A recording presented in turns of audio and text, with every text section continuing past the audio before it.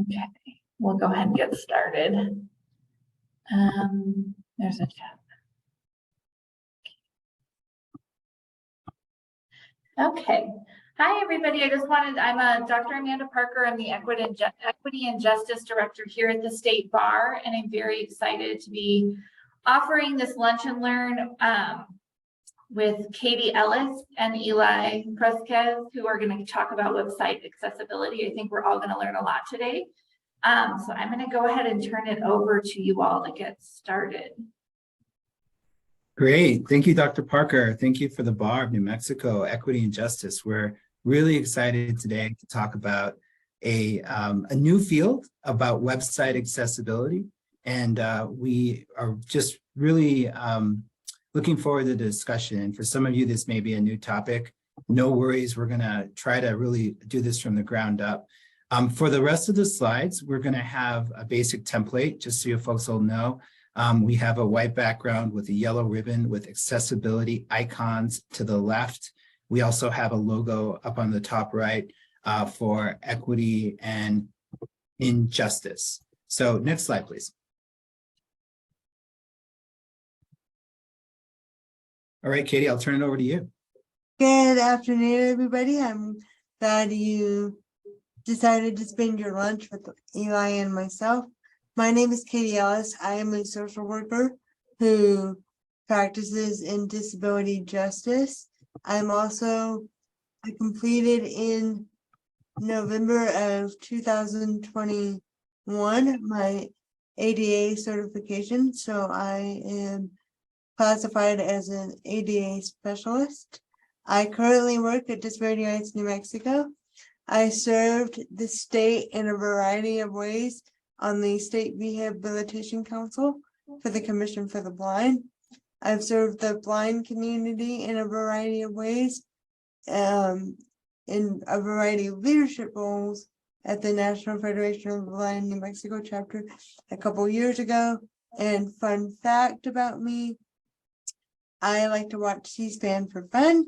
Can anybody tell what I want to do when I grew up? Eli, I will let you take it from here. Wonderful. Thank you, Katie. So my name is Eli Fresquez, and I'm from Santa Fe, New Mexico. I left to go to New York City to go to law school, got married, had 2 kids, recently came back about 3.5 years ago. So I'm currently the director for the Office of Children's Rights for New Mexico Children, Youth, and Families Department, CYFD, which is a new initiative that I'm really excited about.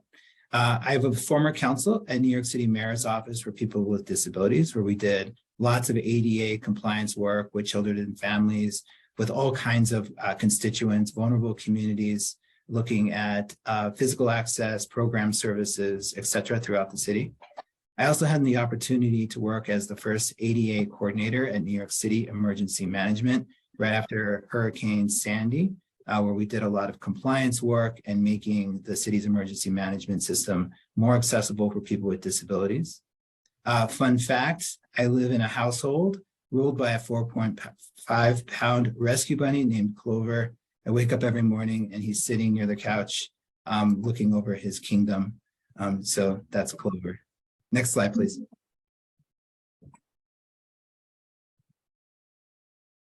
Sorry. Okay. Can you go back one slide? Yes. All right. No worries. Okay. There we go. Yeah.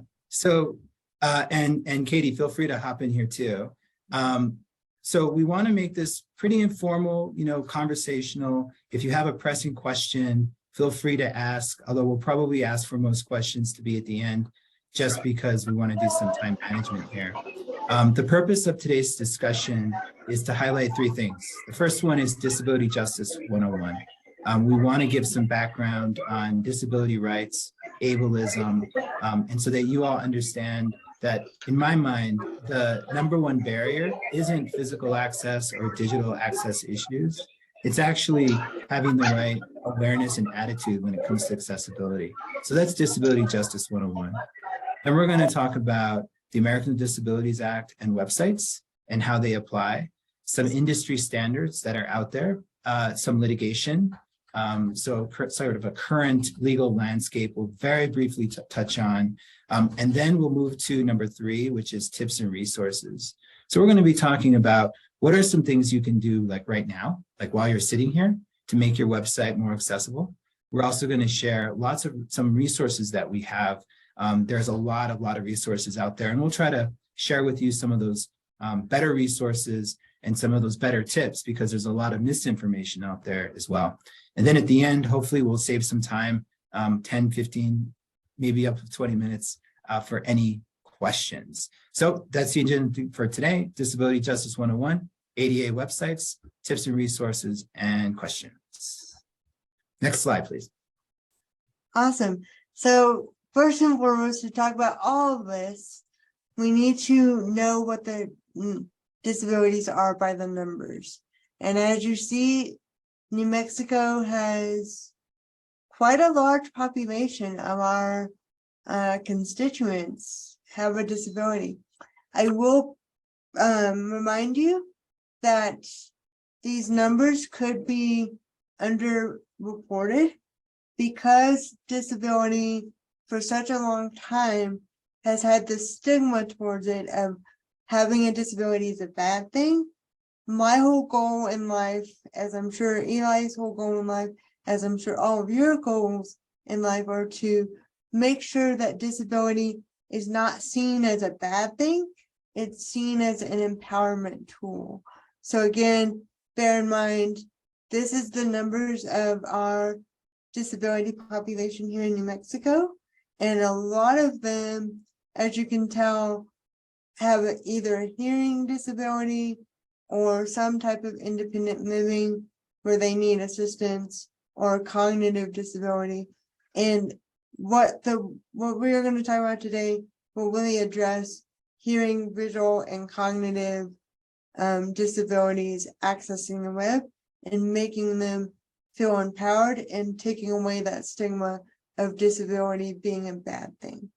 Next slide, please. So what is ableism? Ableism is a form of discrimination. I want to take a minute here to reflect on Miss Judy Heumann. She recently passed away. It is a big loss to the disability community. The disability community is mourning her loss. For those of you that don't know, Miss Judy Heumann is the mother of the disability rights movement, as I like to say. And there's a great video of her actually demonstrating the differences and identifying, helping the Daily Show host identify that he was actually practicing ableism in a sense. So keep in mind, the reason we're talking about this today is to make sure that we're moving the disability community forward, not backward. We are doing this presentation. We are aware of ableism for dignity and respect purposes. And I'm sure all of you lawyers and those of us that work in the legal field are going to love this little tidbit. We all need to be mindful that ableism can border on illegal discrimination. For example, refusing to provide a reasonable accommodation. Eli will, I'm sure, get into more detail about that, but that's why your websites need to be accessible so that you're not falling into that ableism stance without knowing it. Next slide, please. Okay, now I'm going to give you guys a demonstration of what a good website looks like. So give me a minute while I get JAWS started. Eli, I don't know if there's any questions. Yeah. Any pressing questions? Yeah, so actually, I just want to mention, Judy Heumann. She has some fantastic conversations that she's done on YouTube, books she's written. I had the honor of meeting her in New York City for our Disability Pride celebrations in July. And she's just this fantastic advocate.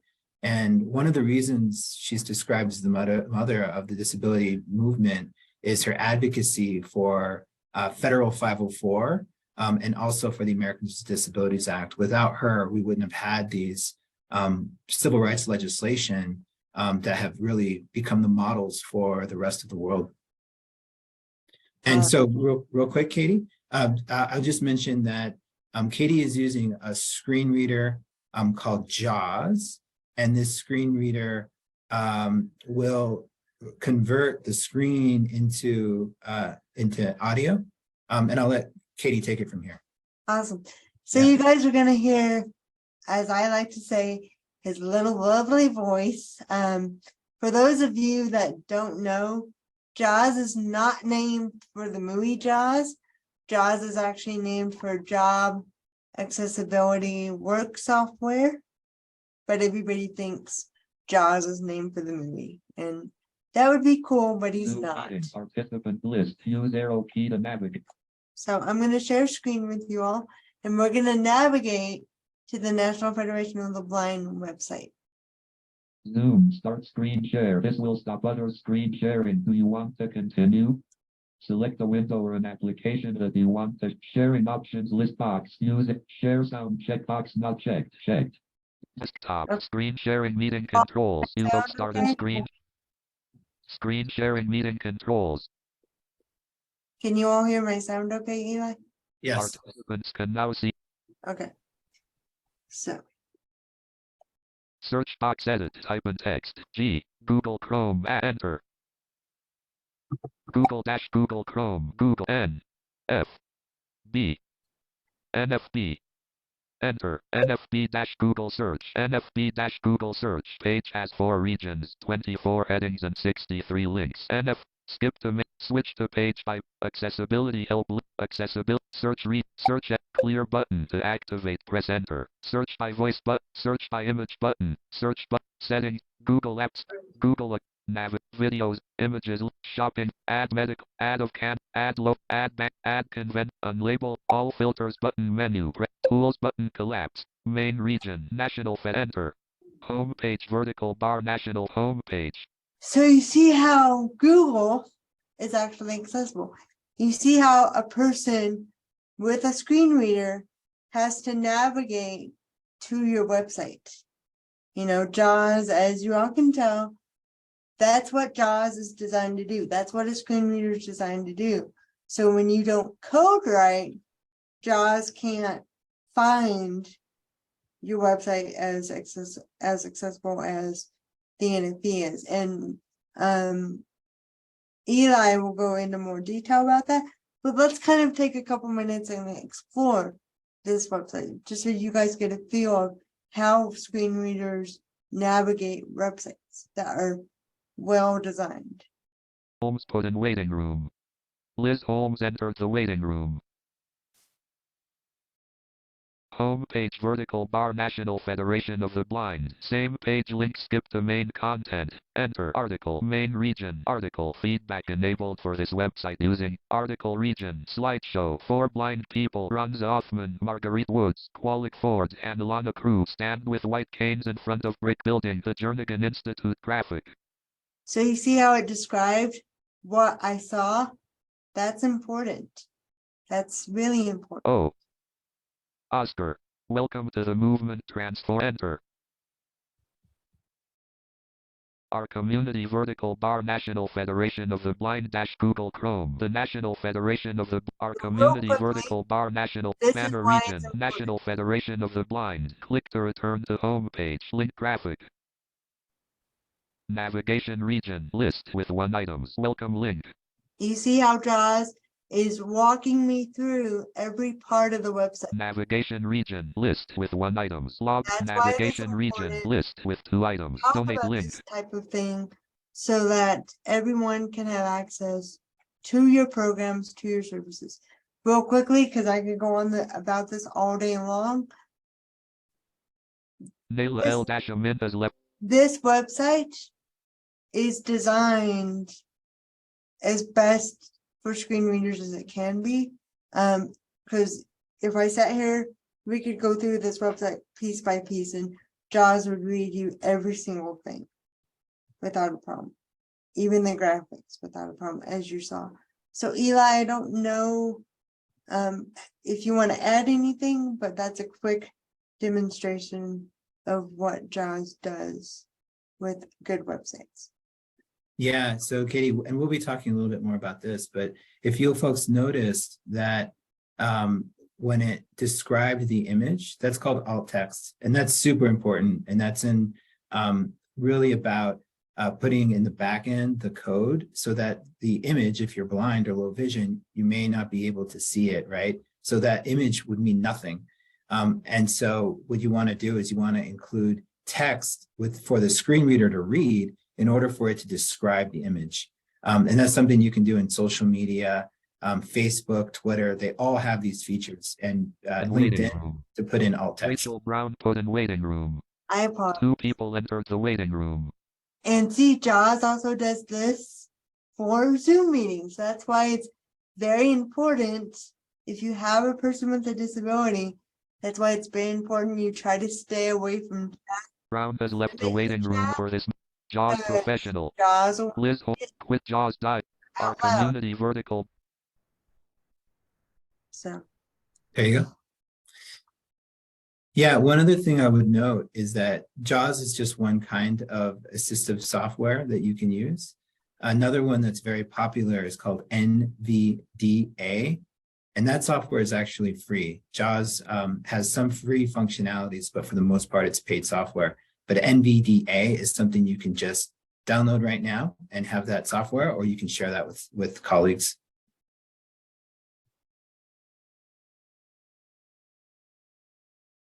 Eli, I believe this is All your- right. Yeah, so thank you, Katie. So I wanted to start this off with why be accessible. There are lots of reasons. The first one is, I think, just the obvious one. It's to increase your customer reach and engagement.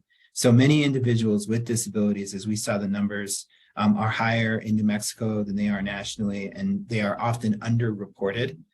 If you have a website, if you're trying to get customers, clients, you really want to make sure that you are getting to every customer you can. So that's one reason why it makes sense to have accessible digital resources, accessible website, social media to get the word out, and so that you can increase your customer base. The other thing is that by and large, making your website will make it good design.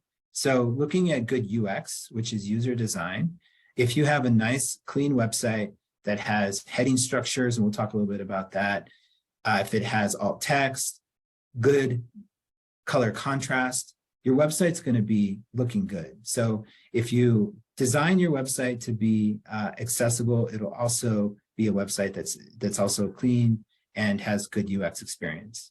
Also, when you put in alt text, you get good search engine optimization. So when Google looks at who to put up on the top of its list in Google searches, it will actually search websites for good alt text. So if you have that alt text in your images, it's a way of getting the word out and getting your good search engine optimization numbers up. Legal compliance, and we'll be talking more about this, but there is a growing industry right now of practitioners on plaintiff side who have started to go to websites and sue for failing to meet the requirements under the Americans with Disabilities Act. I say it's relatively new in the sense that it's been growing, but it's been around for nearly 15 to 20 years. It started with the insurance industry and some other places, and then moved on to Netflix and Target companies, which were some of the early places that dealt with compliance with the American Disabilities Act in digital space. The other thing is branding and showcasing commitment to inclusion. We'll be talking a little bit more about website accessibility statements, but I think it's really important to have a commitment to inclusion. So when we're talking about diversity, equity, inclusion, DEI, I really think it should be diversity, equity, inclusion, and accessibility. Disability should be included in that DEI conversation. And at the end, it's the right thing to do, right? We want to make our services as inclusive and accessible as possible. Now, you can't make a website 100% accessible. It's really not something that's possible. But what you want to do is you want to shift it. You want to shift it in the direction of accessibility from something that's very inaccessible to something that gets really closer to that accessibility that you want to do for all the reasons I just mentioned. So next slide, please. All right, so a quick breakdown, American Disabilities Act, it was passed in 1990. It covers employment, so these are employer issues, state and local government, so the state, municipalities like Albuquerque, Santa Fe, Las Cruces, etc. Places of public accommodations, which is probably the place where most people would find their compliance, and that's for the private sector, right? So we're looking at goods and services, malls, movie theaters, gas stations. Those are places of public accommodations. Telecommunications and miscellaneous provisions, the last two elements here, are a bit less featured. We'll really want to be focusing on Title II and Title III here. Title II for state and local governments. So if you're a state agency, if you're a city, municipality, you really want to be conforming to Title II. And then of course, if you're a law firm or if you have any kinds of goods and services, that's covered under public accommodations, Title III. And I would say when we're looking at the American Disabilities Act and its application to websites and digital resources, one thing to mention is that when the ADA was passed in 1990, websites were very much just starting. And so there was no actual language in the American Disabilities Act that mentions websites as being public accommodations. Next slide, please. All right, so then the question is, are websites and apps or other kinds of digital media covered by the ADA? The short answer is yes. And I say that because the Department of Justice, which enforces the American Disabilities Act, Title II and Title III in most arenas, has interpreted it to apply. Now, with that said, there's a lot of disagreement in the courts and throughout the country about how and when the application of the ADA occurs to websites. The two big distinctions that I just want to point out, and there's not an agreement wholesalely across the different jurisdictions in the different states, is a website that is just a standalone website and doesn't have what we call brick and mortar, right? So thinking Walmart. Walmart will have a Walmart website. It'll also have a Walmart store. But thinking about maybe some Etsy or some other kind of website that doesn't have a storefront, would that be covered under the ADA? It's a debate. It's a debate that's been going on in legal circles and also in the courts themselves, is whether a brick and mortar is required in order for ADA to apply. So the question is a public accommodation, does it actually have to be a physical space, or can a public accommodation be a digital space? The courts are a bit mixed. I would say that in general, most of the courts have been leaning towards applying the American Disabilities Act as applying to digital spaces and standalone websites, but it is a dynamic legal field, and there hasn't been many decisions yet that have really, shed complete light on which way we're leaning. The other place of ADA and website accessibility and other kinds of digital resources comes up with testing. So for example, if you were to just from another state test a website and you have no intent actually at going and utilizing that website, but you're just testing it for conformance standards, and we'll talk a little bit about that. Is that something that you have standing to sue? Courts, again, are mixed on this. I think there is a bit of a leaning towards testing not being a place where a person would have standing to sue under the American Disabilities Act. There's a question of recovery and remedies and all of that. We've seen this a bit in hotels, for example. We've seen people from out of state search hotels in another state. And when they have issues with the website, they're not able to book a hotel, for example. That's not good. The website should fix its site so that people can use the website. But the question is, if they're out of state and they're not intending to actually utilize that hotel, would that be something actionable under the ADA? And again, the courts are kind of all over the place. The other thing I wanted to mention is new regulations. So the Americans with Disabilities Act, as I mentioned, was passed in 1990. But since then, there's been implementing regulations. And these are regulations that really put teeth in the American Disabilities Act and describe the different features and get into the details of it. So for example, there's the ADA standards for accessible design. So these are the physical standards that a facility needs to meet in order to comply with the American Disabilities Act. It's a book, you know, and it has lots and lots of things about the slope of a ramp and how high grab bars need to be. It's very, very detailed. There's nothing like that that exists for websites. However, back in around 2012, the Department of Justice, realizing this issue, put notice that it was going to start developing regulations for websites so that public accommodations, Title II entities, state and local governments would have some notice what is required for the websites in order to comply with the American Disabilities Act. Well, it slowly went through, they started working on it. And then when the Trump administration came in, they actually ended any kind of regulatory reform. But this past summer, then with the Biden administration, they did mention that new regulations were on their way for Title II entity websites. So that's applying to state and local governments, not to Title III, which is places of public accommodation.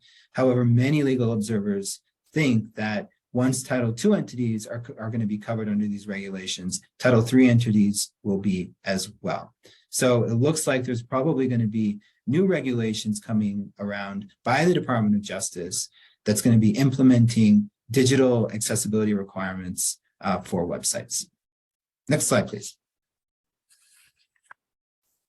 All right, so I just wanted to cover real quick the different kinds of disabilities and often the kinds of accessibility issues or assistive technologies that may be needed. So for blind, low vision community affecting the eyes, as Katie demonstrated, screen readers, color contrasts are an issue. For folks in the deaf and hard of hearing community, captions, which we have on today, other kinds of assistive listening devices, of course, American Sign Language, which we also have today. Physical disabilities, so these could be ambulatory issues, thinking hands, so switches, keyboards, things like that. Thinking about cognitive disabilities, so brain injury, developmental disabilities. How do you make sure that your website is easily navigable, that it has plain language in the website? We'll be talking a little bit more about that. Also, voice, speech to text, text to speech. What features can we provide through software that will assist people with any kinds of speech impairments in order to assist them? Also here, I just wanted to note that a lot of times we think of disabilities as being permanent. Often they are, obviously, but many times people may have temporary disabilities. So thinking an injury, you can have a broken leg, a broken arm, you can have an eye injury. So there's lots of temporary disabilities that we want to think about making our websites be accessible, not just to people with more permanent disabilities, but even for temporal disabilities. And then situational. And I really like this one because when you think about, for example, putting in captioning on your videos on a website, that's great for the hard of hearing community, obviously, but it can also be great for a situation you may find yourself where you don't want to have your volume on and you just want to look at the text on the screen. I myself enjoy doing that. Or what about color contrast? You know, when that's often used for folks in the low vision community, but good color contrast just makes for a great screen, and it could be very sunny out and you just want that really nice color contrast on your iPhone, for example. So just wanted to cover this real quick to give you all sort of a snapshot on some of those software and the different features that people in the disability community look for in their digital resources. Next slide, please. All right, so as I mentioned, there are no regulations at the moment under the American Disabilities Act for websites. However, the Department of Justice has identified this industry standard as what websites should be. And when they have entered into settlements with different public accommodations and state and local governments, they use the Web Content Accessibility Guidelines, WCAG, as the standards for websites. And there could be a lot of discussion of WCAG, WCAG, be happy to talk more about that. But I just wanted to cover sort of the high level principles of the Web Content Accessibility Guidelines. They were created by the Worldwide Consortium back in the 1990s. So they had WCAG 1.0. Currently, we're at WCAG 2.1 AA. So A, AA, and AAA. AAA is the most accessible, and they build upon each other. So AA includes A, AAA will include AA and A.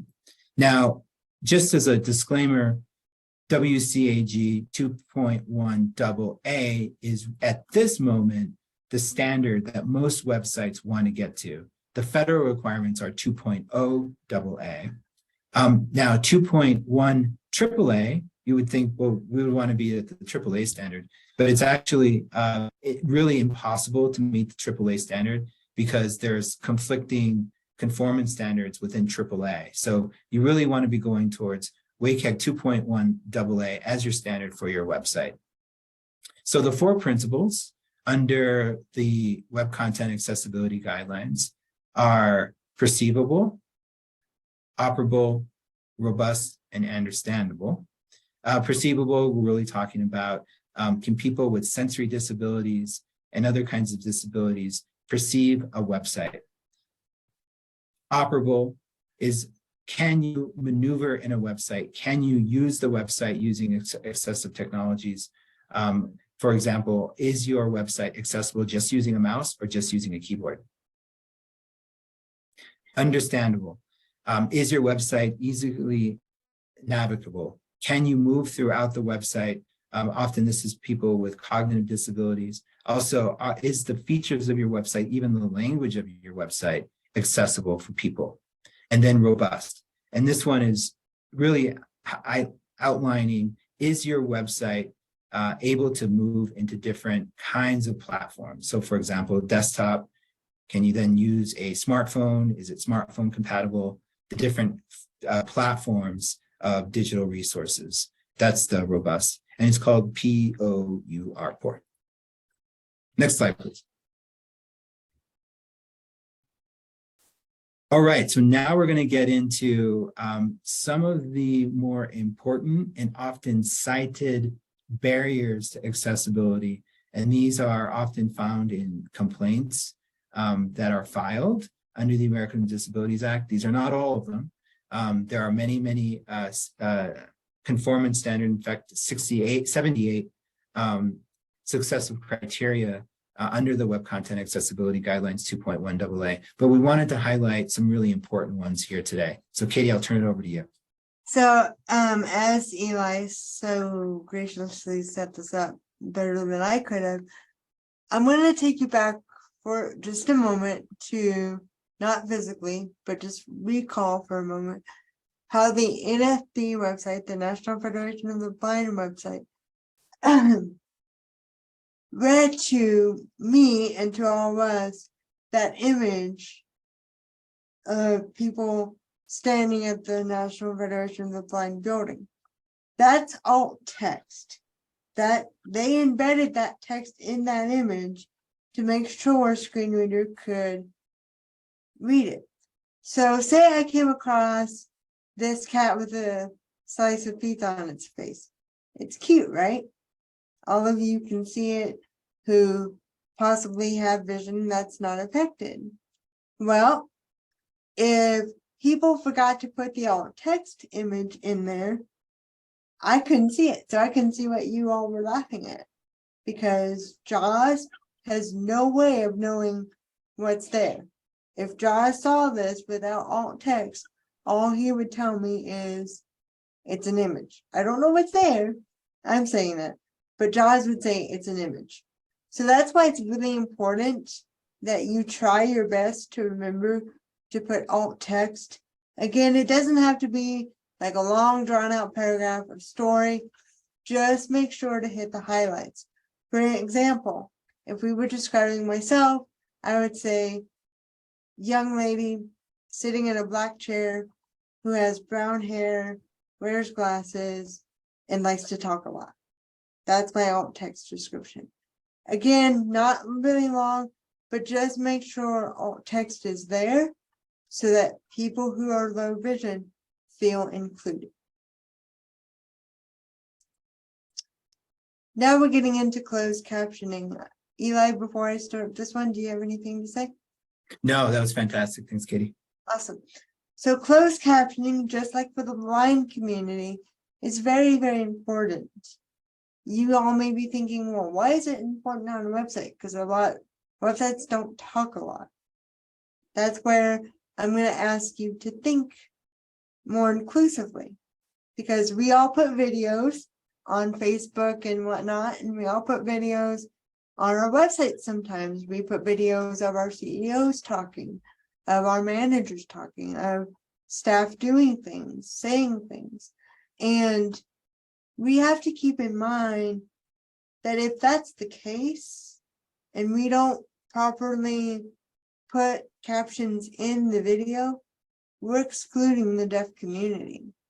We're excluding the ability for them to gather information, because we have to remember, not all information we provide, just like Eli and I made sure today, we not only had closed captioning, but we had ASL, because not all the information that we provided today is going to be on the slides. It's also audio. So anytime you're doing an audio announcement, anything where people can gain information through audio, you want to instinctively put captions in that audio. And it's very, very easy.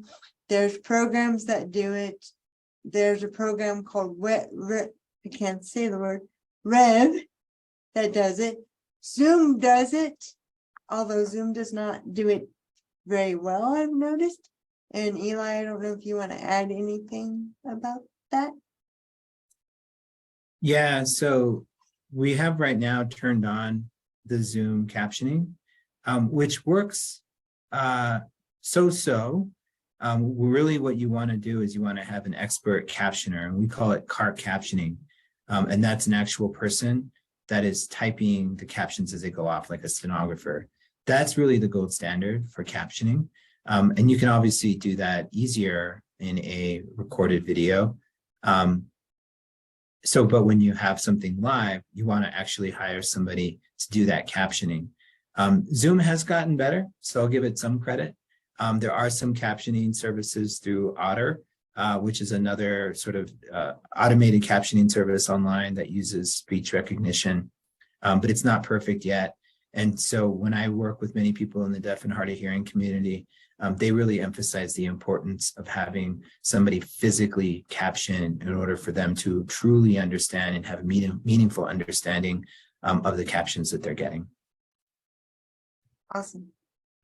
So, okay, now we're going to talk about font and colors. You all think, oh, I want my website to be pretty. Eli and I want it to be pretty as well. But we need to think about what that pretty looks like for the disability community. I'll give you a perfect example. You see that nice, clean, straight A, and then you see that kind of cursive A. But people who have cognitive disabilities or visually impaired, if the letters aren't crisp and clean, it's hard for two reasons. It's hard for blind and visually impaired people to read that, because visual functions don't allow, some visual functions don't allow people to use those letters. The other one is for cognitive disabilities. It's the same function, it's the same reality of that may be hard for the person to gather the information. So when you do clean, crisp lines, font, a lot simpler. And if you make it large font, so why do I say large font? Just makes it easier on the eyes, and everybody likes it with eyes. The other thing is color contrast.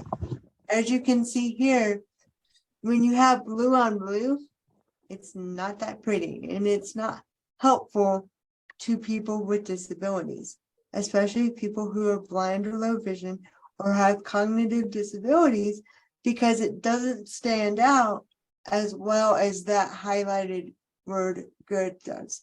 So keep in mind that yes, we want things to be pretty, we want things to look nice, to draw people to your website, but we also need things to be accessible. And just these types of guidelines and guidance should be able to help you address that. So just keep in mind, clean, crisp lines, font larger, font as no more than 14, no less than 14, excuse me, and good color contrasting. So blacks on reds, reds on blacks, that kind of thing, blue on black, that type of color contrasting, so that your words really do stand out and are easy for the disability community to understand and interpret. Eli, any questions, anything you would like to add? Yeah, I just want to add that in general, you want to really look at non-serif fonts. And those are basically the font to the left that says good with the serif A, non-serif A, and not italicized or in a cursive font. By and large, I've done studies that have shown that having fonts like Helvetica or Calibri, those are the kinds of fonts that are going to be the most accessible. The other thing is color contrast can be pretty tricky, and there's a lot of color contrast checkers out there that you can use on your website to check for those color contrast standards, which are within the Web Content Accessibility Guidelines.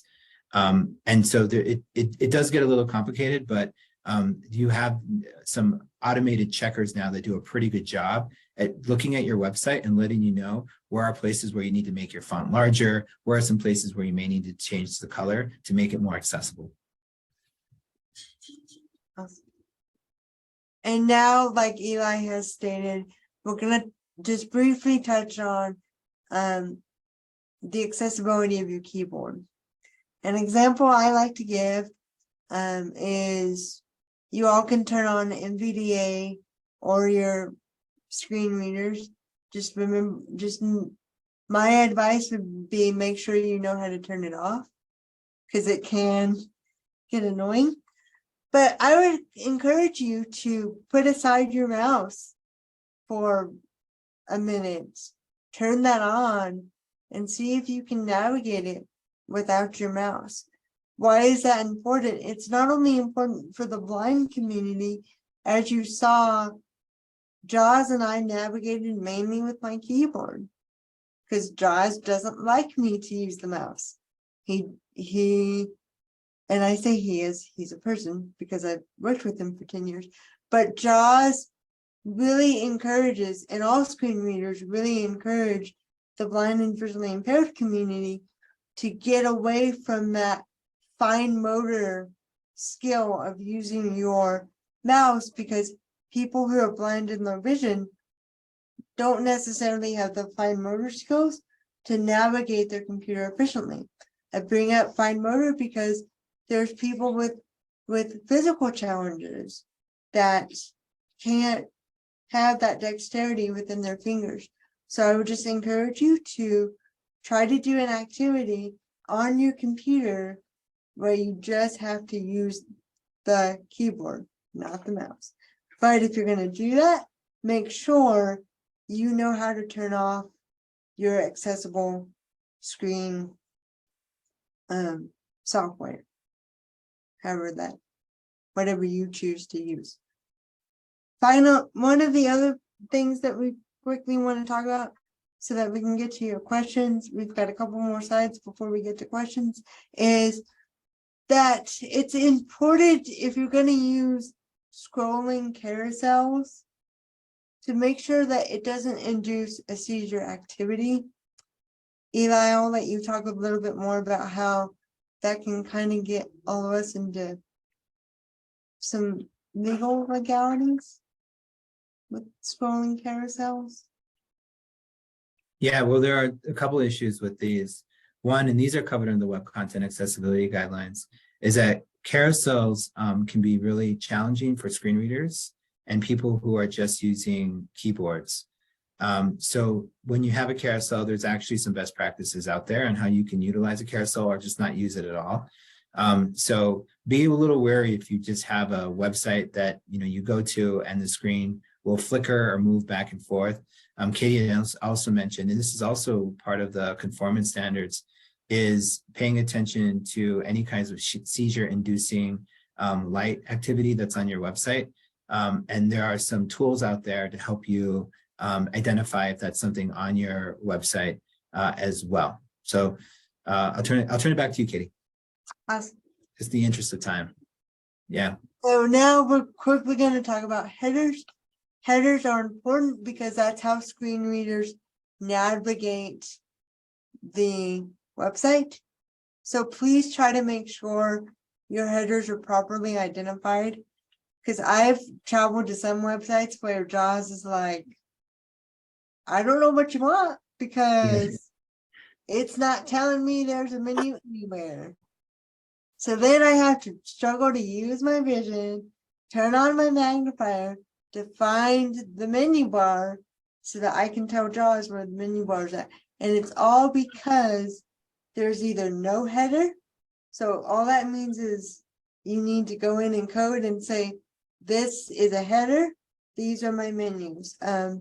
Eli, you can quickly touch on that a little bit more, because I'd go into. Yeah. No, it's good, Katie. So the thing about headings is these are, they're kind of like little mini chapters within a website. So, when we usually look at when a person who is sighted looks at a website, right? They go left to right, up and down. But headers can help a person using a screen reader more easily navigate a website by kind of outlining or heading important sections of a website so that it's more navigable. The thing about headings is that you do have to go into the sort of the coding of the website in order to install those headings. Your website should have headings already. It should be built into any kind of website. You want to make sure that the headings make sense, and so you're not jumping from one end of the website to another. And also there are some really nice automated testing right now, testers, evaluators that you can put through your website to find any kinds of heading issues you may have. And then you'd have to go in and fix the code. And this is your slide. Yeah, so I wanted to highlight plain language, and there's more of this on plainlanguage.gov. And this is about clear and concise language on your website. It's something that I personally struggle with because I like to just go off and keep writing. So avoid jargon whenever possible. Try to use an active voice, short sentences and paragraphs, easy to follow bullets and highlights, things like that. So I just wanted to share this with you all. It's been shown by studies that really when you're trying to, again, increase that customer base and communicate better, plain language on your website, which is also another web content accessibility guideline feature and requirement, take a look at plainlanguage.gov. There are also lots of tools out there as well to check on the plain language of your website. All right, so I wanted to share two things here. And to the left, I have a bar graph showing the number of lawsuits increasing nationally. Most of them have been in California and New York, and also in Florida and a few other states. And if you can see, from 2013 to 2021, there's been a real increase in the numbers of federal lawsuits brought against websites for failing to meet the Americans with Disabilities Act. The vast majority of them, I would say 98%, settle out of court. And they're often brought by a few firms who sort of specialized in this arena and go off looking for websites that aren't accessible. There are some very well-minded plaintiffs, however, who are really trying to make websites accessible. So I don't want to lump them into the same sort of group. But I would say that it's kind of a mixed bag on those kinds of websites that are coming from some of the firms and then from individuals.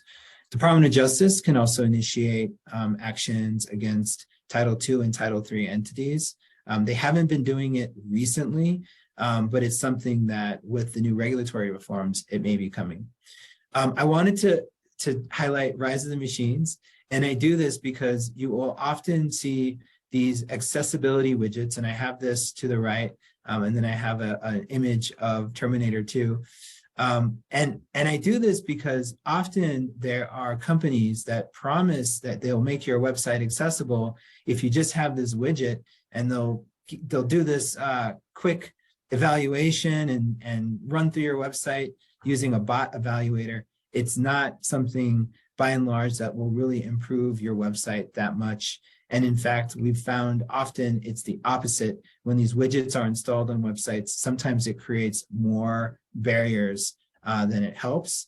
This one's also a bit of a mixed bag. I think when used right, a widget can add some accessibility features to your website, particularly if you're very, very new to using the website and don't have the know-how to make your computer more accessible to navigate a website. But I would say be very wary of some of these vendors who promise that they will, for $40 a month, for example, make your website accessible. It doesn't work like that. What you have to do is you have to use the automated evaluation tools that most of them are free, along with an actual manual evaluation. So a person has to go into a website using those automated tools and go through the website to make it truly accessible. Katie, I don't know if you have anything to add on this last slide. I don't, but I would just echo what you said, Eli. Don't trust a robot to it. Get an actual person with a disability to check your website. You know, call Eli, call myself and say, hey, can we have you check real quick? Just get someone in the disability community or someone that works in the disability community to give your website a once over, or, you know, reach out to the disability community and say, hey, I'd like to test this. Can you come check it? Yeah, thank you, Katie. So I'll go over this slide very quickly.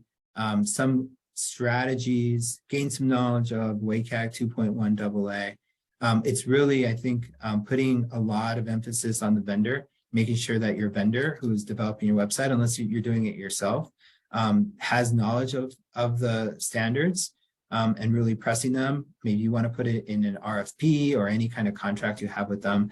The other thing is called a voluntary product accessibility template. There's lots of these that exist, particularly because the federal government is required to make their websites accessible. So they've been leading in what we call VPATs, or voluntary product accessibility templates.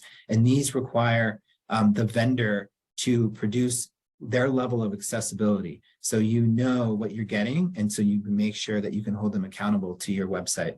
The other one is, as we mentioned, testing and audits, accessibility statements. These are, I think, fantastic. Many places now have them. I encourage folks to do it.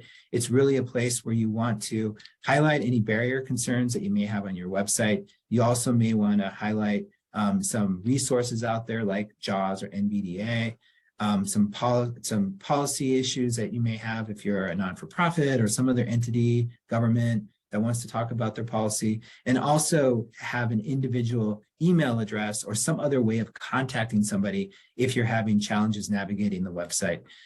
As mentioned on this second to last bullet here, avoid widgets and overlays. I think in general, you're better off not using them. However, on some occasions, if they're used correctly, I think there can be some value added, but be wary of any kind of company that says they can make your website accessible, because it's going to require an actual person who has knowledge and expertise, including people from the disability community, to help you with your website. Train on accessible forums and social media. Oftentimes, and we didn't include this just because of interest of time, that when you fill out a form online, you want to make sure that it's screen reader accessible. So if you're filling out a form to log in, or if you're filling out a form in order to get something, to purchase something, those forms online need to be accessible.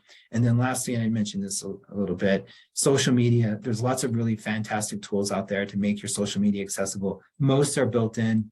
For example, Twitter, you can add alt text into your tweets. Same things with Instagram, Facebook, etc.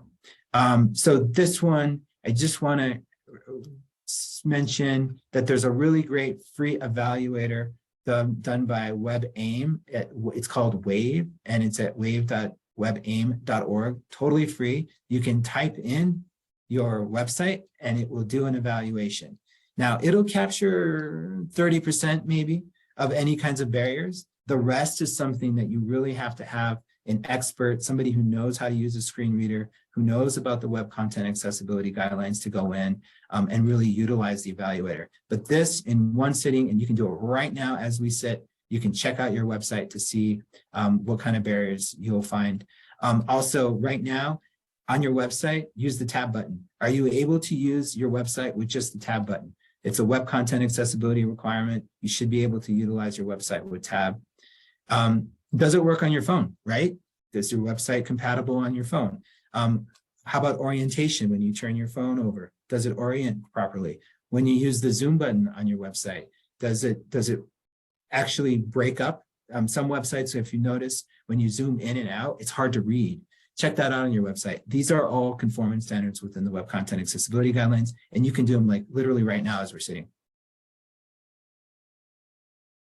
All right. And these are some resources. We'll be sending out these PowerPoints to everyone that I think are really great resources. I failed to mention ada.gov at the bottom. It recently gave out guidance on website accessibilities and the ADA. Not a lot of detail, but it does talk about the need for websites to be accessible and some of the compliance issues around the Americans with Disabilities Act. Next slide, please.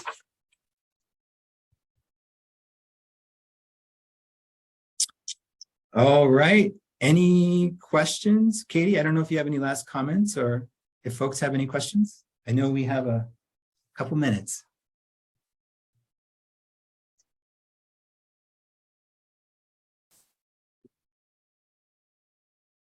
If people are raising their hand, I can't see the hand being raised.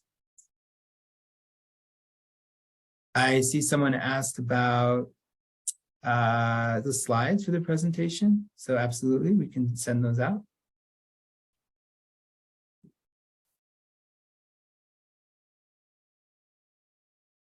And of course, you can reach me. You can call or text me at 917-348-1049 or at elifrescas@accessiblenewmexico.com. If you have any other questions, concerns. What is the alternative screen reader, not JAWS? From Miss Maggie. Go ahead, So Kate. let's go backwards a little bit, if I can get the screen to go backwards. So, and because JAWS is expensive, I won't say that freely, but you can also, Microsoft has their version. It's an okay version.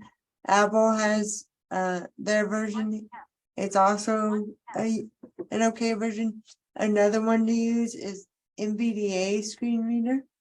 And you've got these links in your slideshow presentation. Just keep in mind that a lot of these more industrial, like JAWS, he's more robust. Again, I don't know if he's male, but I'd say he is. He's more, JAWS is more robust and it can handle a lot more, but bear in mind that there are fees with screen readers. There are like a subscription fee and license fee. So if you want to test it out, I would go with Eli's recommendation of NVDA or turning on your computer's built-in accessibility software. You can just do a quick control panel search, is just say something like accessibility and it'll pop up the screen for you. JAWS is expensive. I will say that right now. JAWS is very expensive, as Eli can attest to. Yeah, and one of the things that's recently happened is that a lot of these assistive technologies are now more getting built in. So I'm a big fan of VoiceOver, and that's something you can just turn on to your phone and you can actually check your website using VoiceOver. It does take a few commands, so you kind of have to get used to that. But I think the movement now is to take away from the requirements of having so much software and assistive technology and instead embedding it within the platforms themselves. So there's been some really, I think, real positive things, especially on the Apple side. Exactly. Because again, and I'm just gonna highlight again, JAWS is quite expensive. So if you all can do things to make your systems accessible without needing a robust accessibility software, that's just more inclusion, more awareness, and you're not straying into that ableism territory, which is discrimination against people with disabilities. Thanks, Katie. I just real quick, there was one comment in here that talks about print media. Absolutely, that's another place where we could even have a discussion about print media and making it more accessible. That goes to those fonts and color contrasts, font sizes, things like that. There's also a large print and Braille that is also available for print. So yes, it's thinking about your digital assets, but then also print can be accessible as well.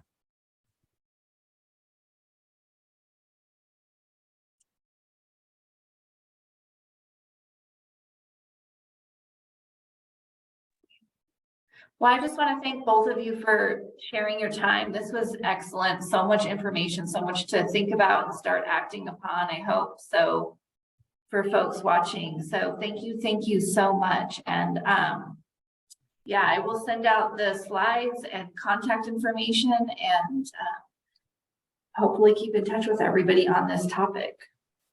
Yeah, absolutely. And with the slides, we did include alt text. So when you get your slides, you can actually use the accessibility feature to check them. The only barrier it'll find is that demonstration that we showed about color contrast. So just another thing you can do for make things accessible. Appreciate it. Thank you, New Mexico Bar. Thank you for everything. And thank you, Dr. Parker. We really appreciate it. Thank you. Thank you. All right. Everyone have a good afternoon. Bye-bye. Bye. Bye. Bye. We'll see ya.